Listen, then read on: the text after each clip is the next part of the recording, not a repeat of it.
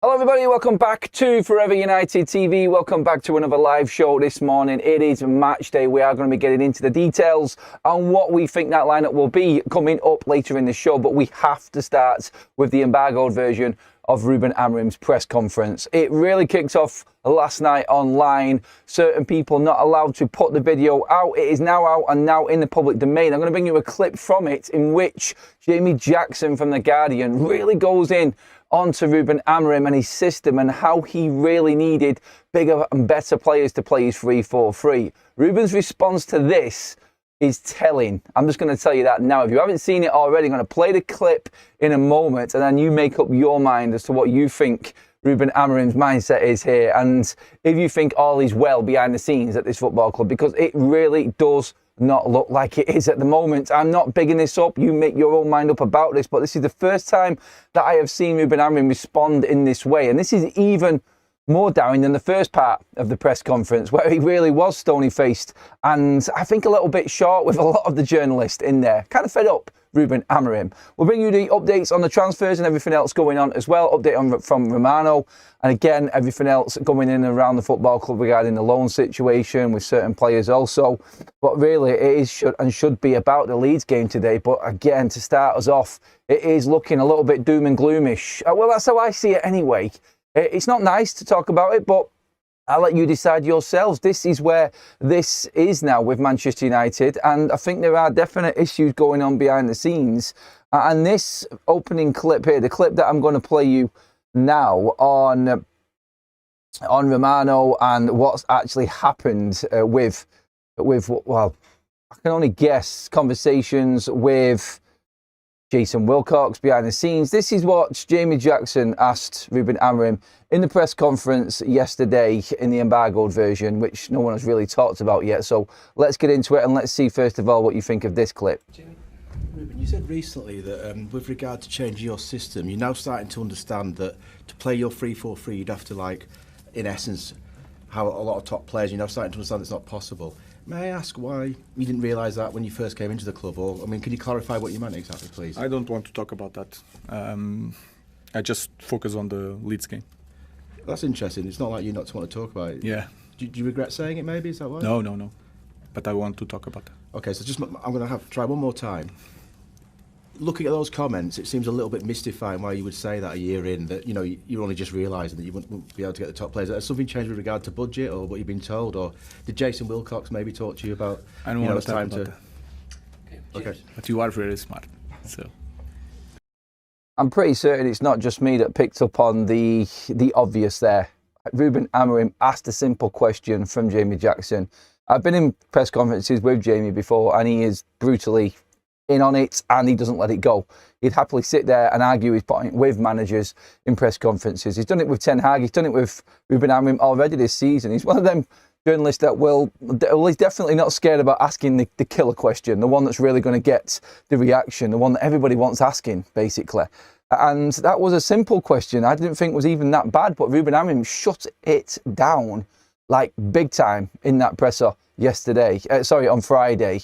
And I think the reaction for it, I don't want to talk about that. When asked about his system and needing to bring in better players to fit his system, now he's going to have to change a little bit. This is what Ruben was saying a couple of weeks ago that Jamie Jackson is alluding to here.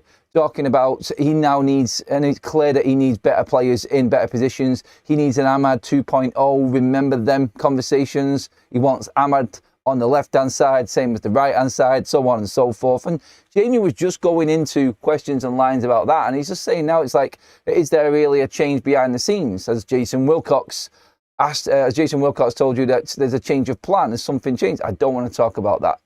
I'm not going to talk about that. And Jamie Jackson coming back there and saying, well, that's unlike you to not want to talk about that is a very, very good point from Jamie Jackson there, because he is always open, Ruben Amorim. And he always talks about everything. And we know this. This is the first time that Ruben has really shut anything down at all this way. And you could tell in the mood from the press conference yesterday. I've seen journalists tweeting out after 10:30 last night when this embargo was lifted. They're saying Ruben Amorim has said, I don't want to talk about that 3 times in a line of questions going in on recruitment and what's actually happening behind the scenes in terms of improving the teams right now. I think he feels like he has been let down. Have INEOS lied to Ruben in terms of their plan, in terms of what is going to happen? Why would Ruben react this way? Why would he be this way right now? Something serious has to have happened there for Ruben to respond in that manner, I think, in this presser. And it's concerning for us all. Look, whether you like Ruben or not, you still want Manchester United to win, and you don't want the circus to carry on behind the scenes. But again, now just over a year into his time at the football club, when it's come down to the important time of the season when the window's open and he needs help and support, it's not coming. Or maybe you would look at it this way: Ruben, deal with what you've got. This was the plan all along, and because you've got injuries right now, knowing that AFCON was coming, it's not going to change further down the line. Just because the month is here of January now and the window is open, the original plan isn't going to change. Who is writing this? Look, we're just stuck here as fans watching the team, and obviously we're just responding to everything that's going on and everything that's been said. But that was key there, that for me, yesterday, when that was released. And the reaction from Ruben Amorim. And again, Jamie Jackson tried to get more out of him. And you heard him say it there. I'll try one more time. Has there been a conversation, as Jason Wilcox said something? He specifically went in on Jason Wilcox because Ruben says you have to you have to speak to Jason. He also said this later on in that press conference about players leaving. You have to speak to Jason. You have to speak to it. Well, Jason's not going to talk. He's not going to be in these press conferences. So the journalists are going to write what they write, and they're going to respond the way that we have seen on social media and in their articles this morning around all of the papers. It's going to be a bit of a bumpy ride this January, I think, for Ruben Amorim and his board. And I think this is obviously going to be, this is probably going to be the straw that breaks the camel's back. I mean, it has to be, doesn't it? It's like the way that he's talking now and the way that this is developing, it doesn't look like the relationship was what it once was. And I just look at what we could do, what players could come into Manchester United. Ruben's thinking on this also, and the fact that INEOS are not backing him in this January transfer window the way that he would like. I'm not saying that it's not going to happen yet and things aren't going to move, but there is clearly a message here from the board to Ruben Amorim, which he doesn't like. And there's no other way you can look at that. After that clip there and what Ruben's response was, he's not going to say anything. I don't know if he's been told he can't say anything. I don't know if he's just fed up and he's not going to even be honest anymore. He's trying his best. He's trying to work on this. And we said this the other day. We said this, didn't we? About INEOS and Ruben at the start of the transfer window, just before it in December, when things were said, when Ruben was talking openly about a potential transfer happening. It was around the Semenyo time, and it has completely changed. And there's another bit here. There's a load more quotes come out on this press conference. I'm just going to read a few more out. That was the telling clip, and I wanted you to get your comments in on that, which I'm going to come to in a moment. But there's some other bits as well. I have a feeling if we have to play a 3-4-3, we need to spend a lot of money and we need time, he said. I'm starting to understand that is not going to happen, so maybe I have to adapt. That was the quote from a couple of weeks ago that Jamie Jackson was bringing up as well. Ruben Amorim also responded to the boos about bringing Lenny Yoro on the pitch after taking Aidan Heaven off. I know the team better than anybody else. Sometimes the fans don't understand. And I train with these players that he's going on. It was a full defensive mode from Ruben Amorim. And I don't want to make a big deal out of this, but I think we all know. We all know that this is the start of the downturn. We've said this before. We've seen it all before.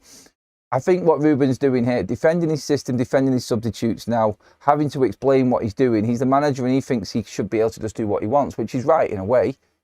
But he just isn't explaining things now. He's not the same Ruben. He's not that same manager that was open about everything. I just want to win the game. I'm concentrating on Leeds. The question had nothing to do with Leeds or the game. It was about Manchester United, his formation, which Jamie Jackson pulled him on there. There's lots and lots and lots to read through from this and his reaction to everything. it is all pushing towards the board. And I say, if you haven't listened to the full press conference yet, go and listen to it, because there are lots and lots of different parts of it where he talks about Jason Wilcox, constantly going back to him like that's who's going to have to answer this question. I'm not going to do it anymore. And it just looks like he's deflecting away now. You can see people within the media talking about, like we've spoke about the last couple of days, the unrest about Ruben and the confidence in him with the board, like the Christopher Vell story the other day after the Fulham game, the Jason Wilcox dialogue. And all of a sudden, Ruben Amorim starts talking about Jason Wilcox. Speak to Jason, speak to Jason. Is he a little bit wound up by some of the media reporting these things? Again, it just doesn't look good. And I'm worried for him. I think this, obviously, like a lot of people are saying online now, looks like the beginning of the end for Ruben Amorim. I don't know how he pulls it around. I think when you look at things like this, you can't help but feel like the decision's been made behind the scenes and we're going to see Ruben Amorim walk, or Ruben Amorim is going to get sacked. This is what everyone is saying online last night after that press conference, embargo version of that press conference, was released. So again, it is a major, major concern that this is all going wrong behind the scenes now. And it's horrible, not nice, but the inevitable, isn't it? And that's where Manchester United are at right now. Look, that's one press conference. Ruben might win, and we might walk past this today. A bad result today. Now, I remember saying something the other day. A bad result today for Ruben Amorim, and I'm talking Leeds win quite clearly, like a 2 or 3 goal win against Leeds at Ellen Road. The fans will not be happy with this. I don't think the board are going to be happy with this. I think he could be under major, major pressure today if he doesn't get the win. You know what? He's under pressure with a draw. I don't think he's going to lose his job if we get a draw. I'm pretty certain that's going to be the way that it goes forward here. But if he loses badly today, then I don't think there's anywhere for him to hide. I think he's already making excuses with not having any players available. And he says if any team in the world loses Mbumo, Ahmad and Bruno Fernandes, the equivalent out of their size, they're all going to struggle. They take all of the set pieces. Whereas before, when he didn't have these players, it was a case of these players now need to step up. Luke Shaw, Lisandro Martinez. This was his tone before the Newcastle game, in which he didn't have these players as well. And now all of a sudden, the press conference, it's changed. The tone's changed. Any team will struggle. But before, it was no excuse. These other players have to step up now, and they have to learn. And they did against Newcastle. But after another bad result, the tone's changed again. Usually you would get Ruben coming back, though, and fighting back on this. But that's why this press conference was so important. The tone dropped massively. The tone completely fell away on Ruben Amorim with this. And this is unprecedented. This is nothing that he has done before. Sorry, this is something he has never done before.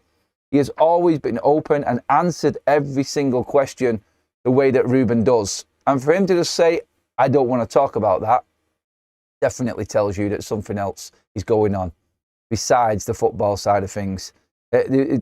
Just the whole atmosphere around this press conference has been a big tell, I think, in what is to come. And look, he needs a win today. He desperately needs to beat Leeds today to try and give himself any chance. If he does win today, then everything looks towards INEOS, doesn't it? Everything looks towards here, towards them. And like, right, what's your next move now? What's going to happen? How are we going to back this manager? He hasn't got his best 8 players in his team, and he's got the win today, and we're in the top 4. They can't sack a manager that's in the top 4 after 20 games. That would be ridiculous. But if they did, then the press conference and the fallout would clearly tell you where the problem is. It's within the board and the fallout between the manager and them. We've seen this with Maresca. This happens at football clubs. When there's a disconnect between them and their vision, or the so-called vision and the plan, the process, whatever you want to call it, when that starts to deteriorate and drop away, you start to see managers move on and managers get sacked. And I think this is the moment where we're at right now. It's going to be a really interesting day today at Leeds. And if the result goes the wrong way for Ruben, I would not be surprised if we see movement and Ruben talk about leaving Manchester United. I would not be surprised today. This is what's going to happen if this result doesn't go well. I think it was inevitably going to happen anyway, but after that press conference, I think even more so now. Let's get to some of your comments on this and what you actually think from that. You all listened to it. You all heard what Ruben said. It was a shutdown question from Ruben, which he doesn't do even a second time around when Jamie Jackson came in and asked him again, is it Jason Wilcox? Has something changed behind the scenes? I'm not talking about that. That was Ruben's response. Let's get into some of your thoughts on this. In a way, I don't mind Ruben referring the questions to Vivell and Wilcox. They never have to take account for decisions in front of the media. It's always the coach taking the beating. Look, I get that. And it is unfair in a way that no one else has to answer these questions, but this is the job. Don't forget that. These managers come into this and are paid a very, very, very handsome wage. They know what they're walking into. This is their life and what they choose. And every single manager knows that they have to front up for the club. So I get what you're saying there. I do. It doesn't seem fair at all. You're dead right. But they know this is coming. And they have to be able to handle it. It's their job. That's why they're being paid the big bucks. That's why they get absolute fortunes if they get sacked. They have to deal with the media. They have to answer the questions. And at United, it's 20 times worse. Welcome to the big leagues. Some can handle it, some don't. I think Ruben's handled the media brilliantly in his time at Manchester United. I really do. I've loved his press conferences and the way that he plays around with them, sometimes laughing and joking. His honesty has sometimes tripped him up. He's learnt this season and he's not been the same man. He really hasn't. He's been upbeat at times, but you can tell it's really getting to him now, I think. But it is a shame that no one else does it. I mean, look, Wilcox did an interview on MUTV, but we all know that that's monitored and it's pretty much preset as to what response and what questions can be asked. So, again, you're not going to get anybody coming out from the football club talking. I think right now, since INEOS have come in, we've heard more from the hierarchy and the people and powers that be than we ever have at this football club for the last 20 years. I think the fact that we've just run ourselves into the ground so much and we're so fed up as a fan base right now with the crap that we've been watching, that even when people come out and talk and are honest, we're just past that now. We need certain decisions made and we need some cutthroat decisions as well with certain players and certain parts of this football club. And that's all that's going to change this Man United fan base's minds now and their opinions. It's making big calls. And at the moment, there's a lot of fans that don't think that we are capable of doing it, whether it be a transfer in, a transfer out, the manager himself, someone talking to Ruben about the system. I mean, we'll get into the game today itself in a moment, but like we've just said there, and I think a lot of people will be expecting a bit of a pile-on today. If United don't beat Leeds, wow. Yeah, this could be a nasty day for Ruben Amorim today. It doesn't look good. Getting the feeling Amorim's tenure is in a downward spiral, says Dave. Peter says, Adam, maybe Amorim thinks that the board acts are running the team and not him. Maybe he doesn't care. Look, has there been any influence on him? I mean, him reverting back to that back three against Wolves, I mean, that could be him reacting to pressure and stubbornly going back to it. That's on him, though. Like, he knows that four at the back worked against Villa. It worked against Bournemouth in a way, apart from our switch-off moments. And it definitely worked against Newcastle. They were positive games for Manchester United. What he did with Wolves, I think, really undone Ruben. In terms of the fans and the people that were backing him, there's a lot of people that turned on Ruben Amorim after doing that. And that's on him.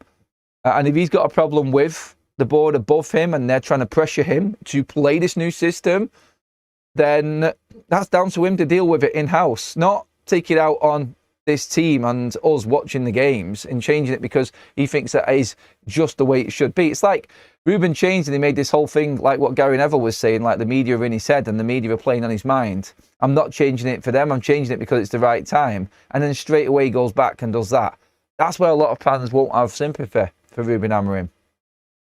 Declan says, peed off with this United shit stuff was coming over the City game, but no thanks.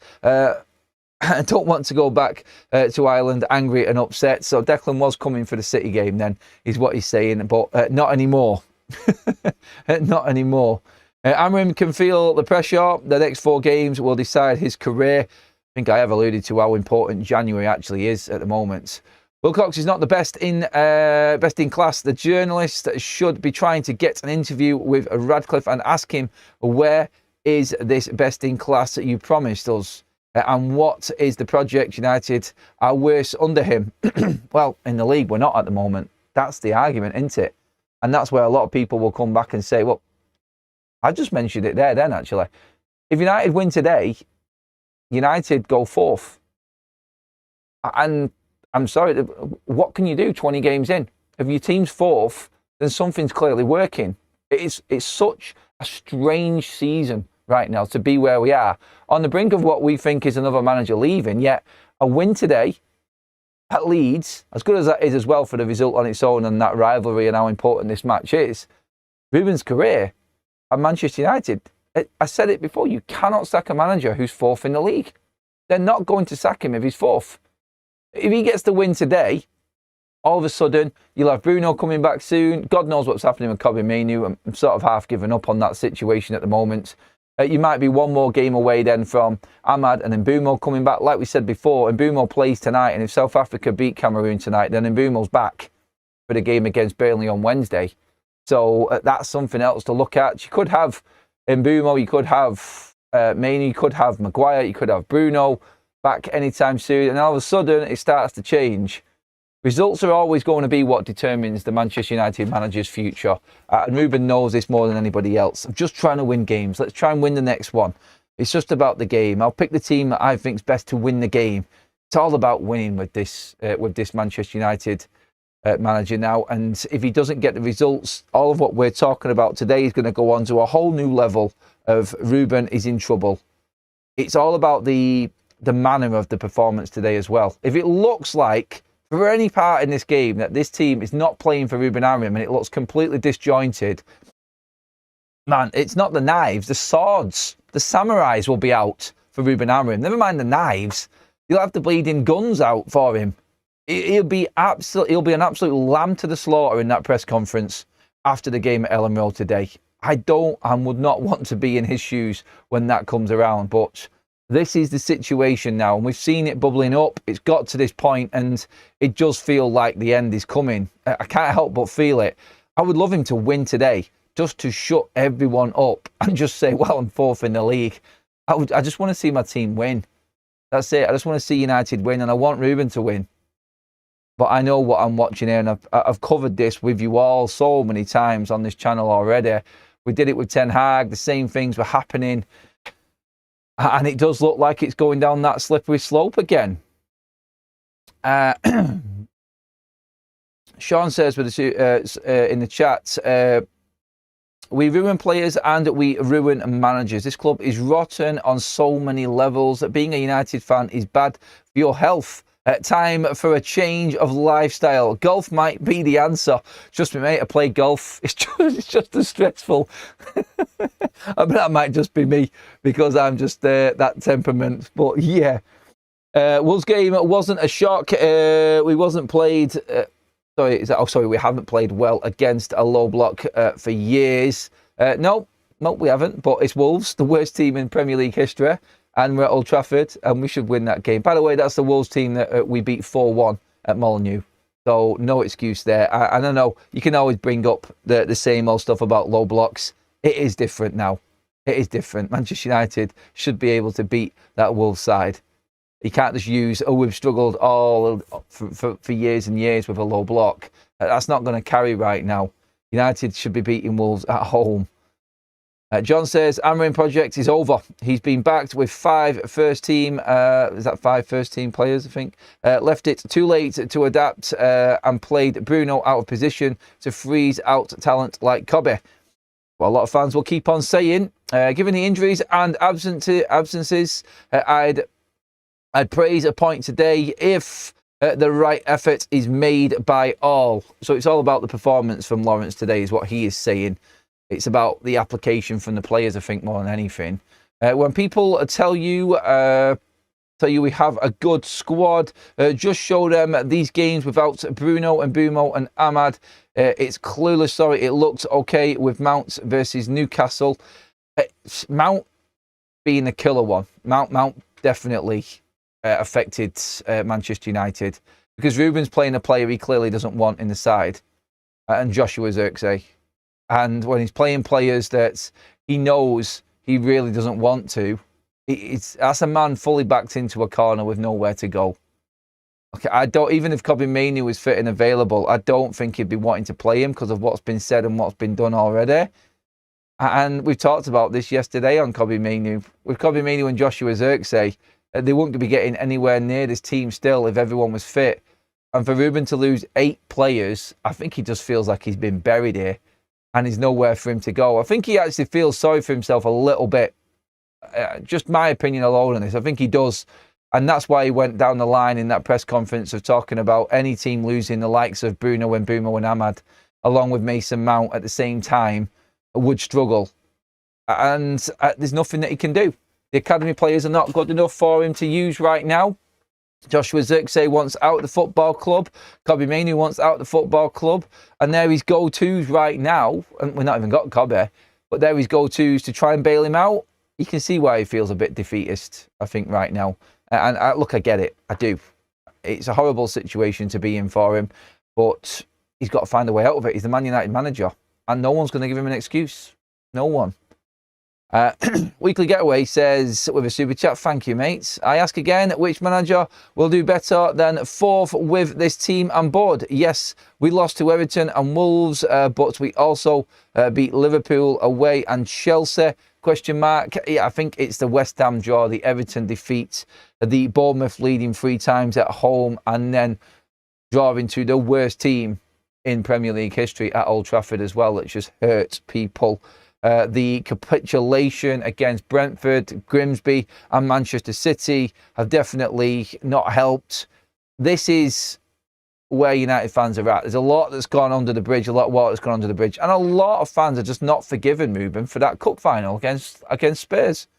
And they're not forgiving him for giving up on the league last season in trying to implement his system. That's just a big opinion of this fan base right now. He was given a lot of leeway last season and they're not willing to give him any more. And that's a stance that a lot of the fans have got right now. It's it's an interesting one. There's lots of opinions going around on this. Ruben Amorim has made substitutions in 54 of his 62 games. He's made centre-back substitutions, in 54 of his 62 games. Again, this people's response to this online, and this was off the back of what Chris Wheeler quoted last night from Ruben's press conference. United boss also responds to the fans who booed his decision to replace Heaven with Yoro versus Wolves. I understand the team better than anyone. Sometimes it's hard for the supporters to understand. Don't bring up the fans, Ruben. That's just a bit of advice, mate, from someone who actually likes the guy, but that's not going to carry. That's not going to help him whatsoever. Just leave the fans out of it. And he's not having a go there, and I'm not saying he is, and he's deliberately doing something bad or anything, but when you don't like a man, things like that and comments like that are not going to help. And people will spin that into something else, like Ruben's turning on the fans and something. He's not. He really isn't, but you know what's going to happen with comments like that. And again, I think it's just pure pressure on him now. He's defending himself. He's literally on the edge and he's fighting off every single play. He's in survival mode. It's pure survival mode for Ruben Amorim now. And you can tell from the way that he's talking that that's the case. It is. Lots and lots of comments coming in. Keep yours coming in, everybody. Like Ten Hag before him, Ruben should have done his homework before stepping into the Vipers' nest. It has to be one of the worst run teams in the Premier League. Nobody succeeds. Ancelotti said no and laughed. Look, I think Manchester United right now I think we've got a good enough squad to compete for the top 4. And that's where we're still at. We do need to remember that we are in the European places right now as well. And look, I'm not making excuses for the performances that we've had. I'm not making excuses for Ruben's system and everything that's gone wrong before. But Manchester United clearly here right now have an opportunity, and there is a chance here with this squad to get European and Champions League football. I think that's been proven with the fact that we're going into game week 20 with a win that would take us into the top 4 ahead of Chelsea and Liverpool. So there is clearly something here and something to work with. I think the big problem here is it's Ruben and the board now, and that's why this is bigger. It's not all about Ruben and the way he plays football anymore. The big story today is the obvious rift between Ruben and the Manchester United hierarchy now. This is the story. Everything else we already know about. We know about Ruben's system. We know about the shocking substitutions, some poor in-game management. It's all about what's happening behind the scenes now, which is why this has ramped up a little bit. And when you know that that is happening and the results don't go your way, we all know as a fan base what comes next. And that, unfortunately, is another manager losing his job.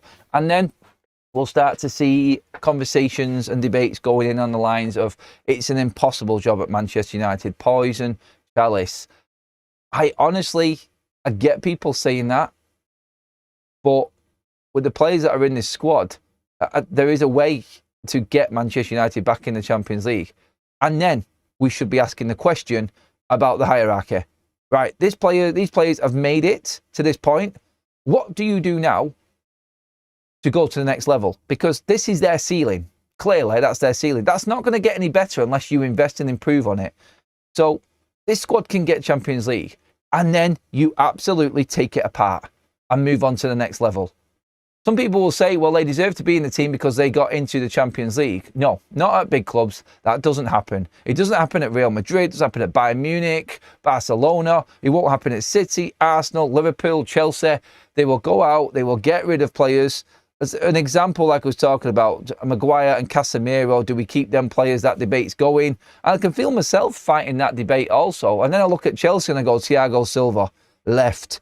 Jorginho, left. Thomas Partey left at Arsenal. All of these players let go. Same with Liverpool. Moving players on that won them the league and trying to go to that next level. Yes, Liverpool ballsed it up, but still, as a big club, you need to make changes and you need to go to that next level. United haven't done that for years. They stood still. So the big challenge for INEOS is, are you going to do what the Glazers did constantly? United get top 4. And then they didn't invest. Are you going to do something different? Let's see if they can get us top 4 first, and then let's judge them after that. Because if they do, then that's when I'll expect INEOS to really go to town on this squad. Look, at the moment, we've got to go to town on it either way. But I think the big tell will be is if they stand still, like previous regimes have done at this football club. You have to take that squad apart in the summer and look at it and go, right, okay, they've done it again. Well done. You made the Champions League. But there are big parts of that team that are wrong and are not working and have proved that they are never going to work. And that, if you want to be competitive, profitable, like Sir Jim said, and profitability only comes in when you're competing in the Champions League and the Premier League. That's it. There's no other way of making money. The Glazers have tried to do it for 20 years by not winning the league at all. And obviously, still try and make money. Obviously, it happened mainly after when Sir Alex Ferguson left. We have won titles with Sir Alex, but what Manchester United have done post Sir Alex Ferguson is try to make money off branding deals, off commercialisation and everything like that at this football club without competing. If INEOS try and do that, then you might as well give up on Manchester United. They've said that they're not going to do that, but proof will be in the pudding and then obviously in the eating in terms of what business is done when we get to the summer. And again, like we said last night, we're only going to get them players and improve the squad if we get Champions League football. Other than that, it's going to be the same old, and that's the worry that this fan base has got. And I get the fear. I get the fear that is there in this Man United's fan base right now, because there is a chance here to turn the page. But all of the noises look like it's going back down the other way again. Will another manager come in and be able to get more out of this squad than Ruben? Does that mean that we don't have to then pay as much money and spend as much in the summer? That's what fans are thinking. That's what they know has happened before at this football club. The only difference this time is because we've got different owners in than this scenario again. With this scenario coming around again. I think that's the big question. I think that's what a lot of fans are actually thinking right now. Let's get some more comments on this. Sesko is a very good striker, but his form is down to the management. How are people defending a manager who lost a final to Spurs? Took us to 15th, lost against a 10-man Everton side. People blaming the manager for the players' form as well. More on Ruben Amorim. I'm tired of selling managers out and not giving them time. We expect these managers to come in, wave a wand, save us. That is not going to happen. Can Ruben do more with this squad? Are the results good enough for Manchester United? If we win today, yes, is the answer to that. Because everyone's ceiling for this season was top 4. No one, hardly anyone, apart from real optimistic fans like myself, and we're saying that United would get top 4 this season. Not one. But if we did, then it is a job more than done for United. With the money that we spent and that midfield and getting through this season and making top 4, there's no chance you can sack Ruben Amorim after that. That's a miraculous job. An absolutely miraculous job. Going from 15th to 4th or 5th, that is big. Look, we're a mile off it right now, and I'm not saying that the season is done. We're obviously only halfway through, but what we've got to look at is where we're at now, the unrest behind the scenes. It's going to go to a point, if we lose today, where Ruben is literally on the edge. If we win, then what do we do? Ruben sits there with a big smirk on his face in that press conference later.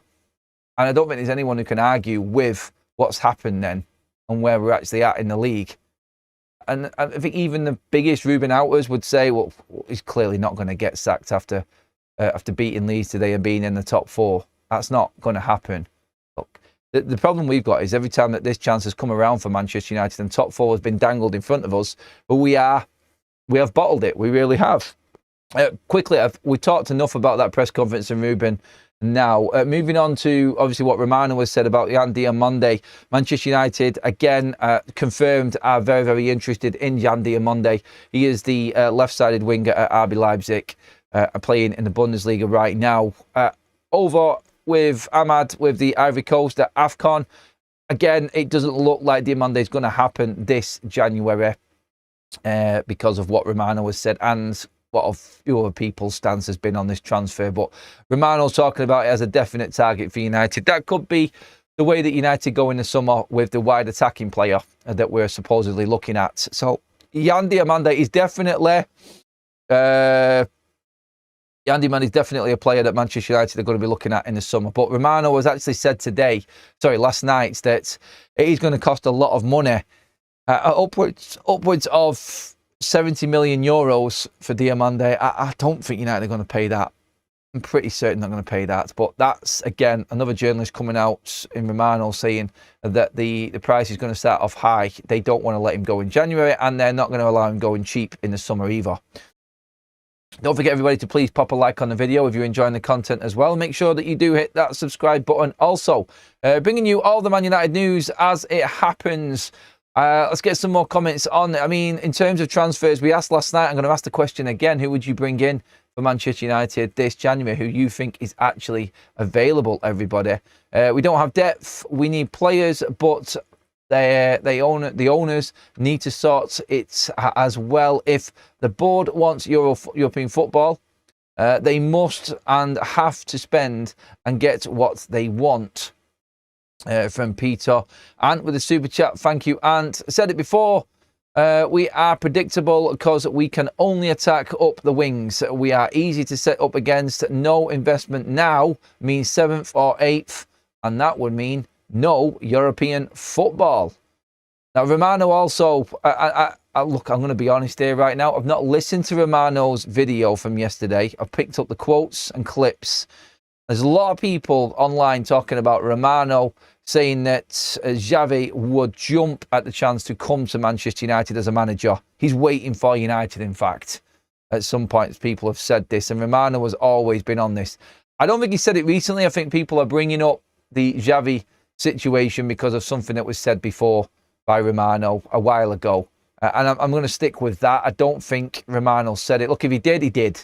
But he turned down Chelsea, apparently. And we spoke about this last night. And Xavi, it would be open to coming to Manchester United. So there are obviously managers there that want to come to United and would be open to the job. I think United realistically would like Ruben to fix this, get us into the Champions League, and then obviously we can assess the transfer window in the summer and everything's all right. He's into the last year of his contract then, and INEOS are in a very comfortable position in terms of whether they want to keep him or not. We'll see on that one as well. Looking at the game itself today, I hate to do this, but this is the obvious team I feel that is going to be on the pitch for Manchester United today. Just quickly switching across to our game mode format here. This is the predicted lineup today. Heaven, Martinez and Shaw at the back. I'm saying 3 at the back because this is what Ruben's done against Wolves. I hope he doesn't do it. I'm not even going to try and put my team in what I think would work because I think Ruben is that stubborn. But that looks like the setup that we're going to go with again. And I pray he doesn't. That's all I'm going to say. I pray that he doesn't go with this. I pray that he puts Dargu on the right-hand side again where he naturally plays. I pray that he puts Luke Shaw at left back and Dalot at right back. And that's how it stays.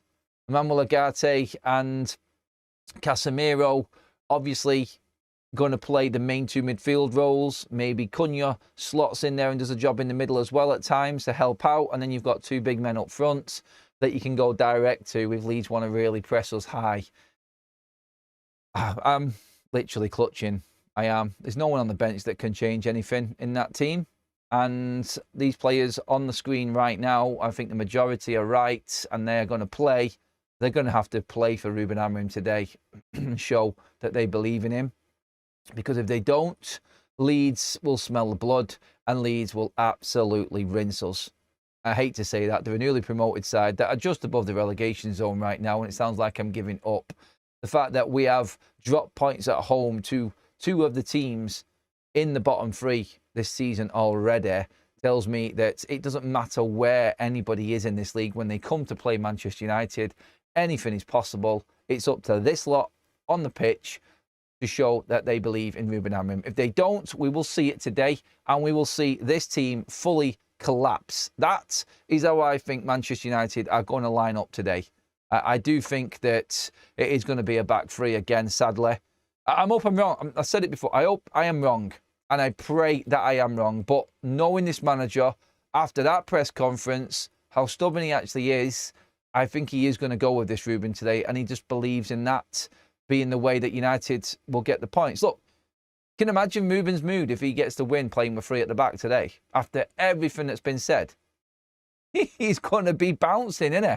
He's going to be absolutely buzzing off this. But I'm fearing this because of the weak centre that we've got, the lack of pace, the non-attacking quality out wide, the Benjamin Sesko not scoring a goal, solely reliant on Matthias Cunha to create something. I've seen people already calling Cunha out, saying that he needs to turn up. Like, this team is based off him doing something in this game because there's nobody else in that team there that jumps out off the screen and tells you that I'm going to go and win this game.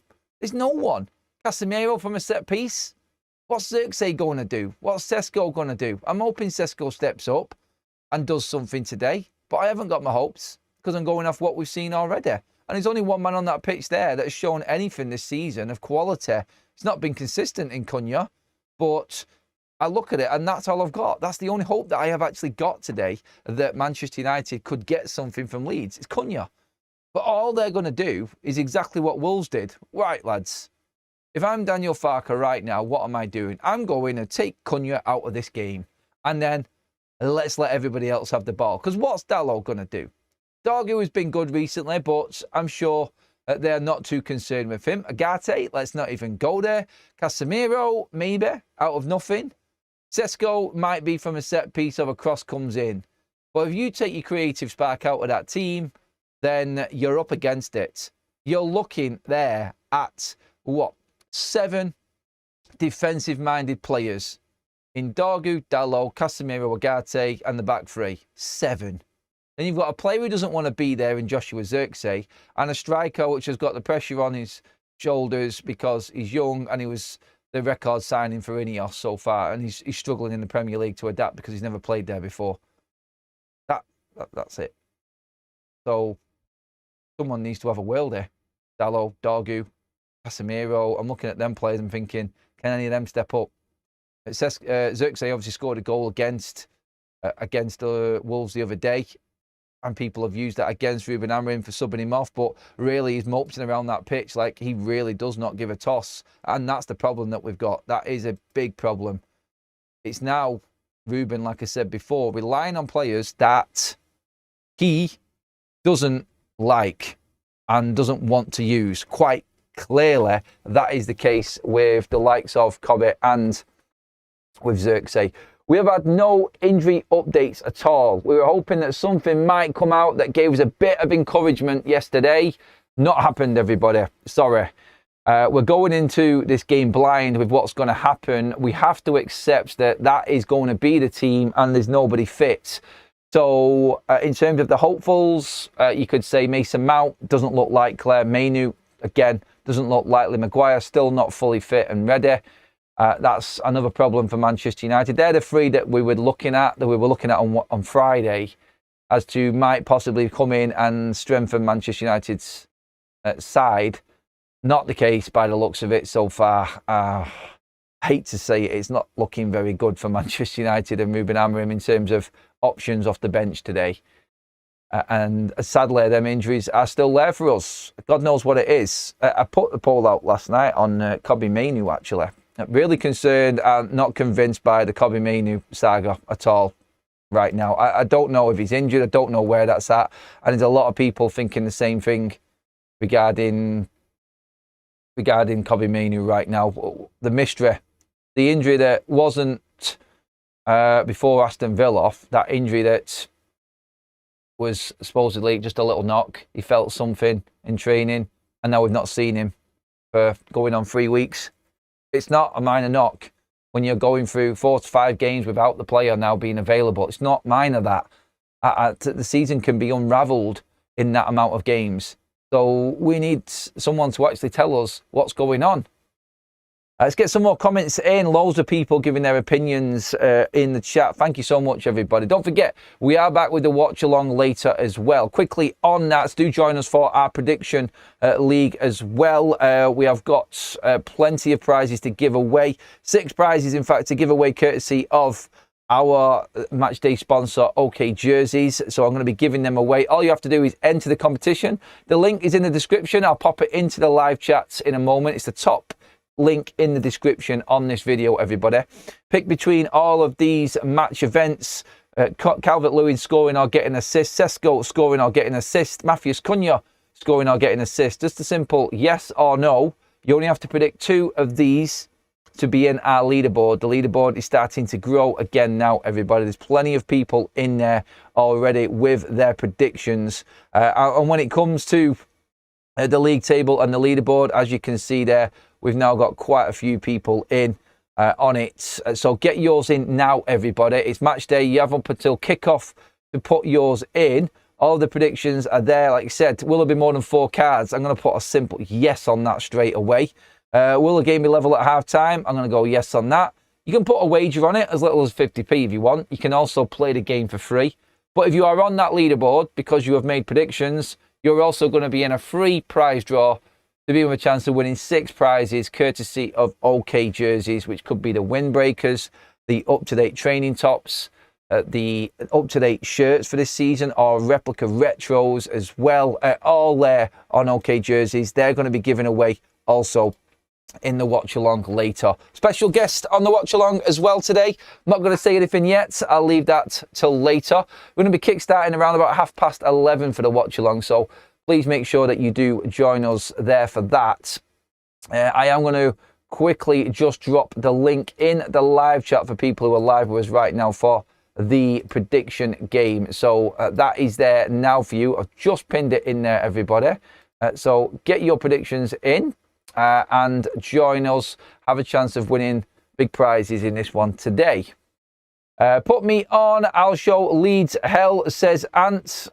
He thinks he'll do a better job than the Man United first team. Let's get a few more comments in. Score prediction. I'm going 2-1 to Leeds. I'm going to go 1-1 in the game today. I see it being a bore draw.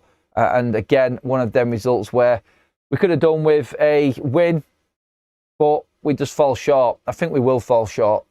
I got a feeling we'll get a bounce back. United could win this game today. I know we can. I'm just going to go, we get a battling draw and we survive another day. Ruben survives a bit longer because of it. And that's what I see happening. Saying that Jamie Jackson was intelligent was him trying to say that you were onto something when you're asking about what whether it was the hierarchy hamstringing him. Let's see what else we've got in here as well. It's an understatement. It's an understatement today. Sorry, it's an understatement to say today's result away to Leeds will be important. A win takes us to 4th, but any kind of significant loss could put Ruben under big pressure. Yeah, that one definitely. That's one on X right now. People all on the same page here. Manchester United could make a statement today going 4th. We could be looking at Ruben really being... I don't want to say we could be looking at Ruben being sacked, but that's what a lot of people are going to say if it goes completely Pete Tong today. We haven't lost at Leeds for a long, long time as well. And not wanting to tempt fate, not wanting to state the obvious here, but I am. So I'll say I am. We seem to break all records under Ruben Amorim at the moment in terms of negative ones.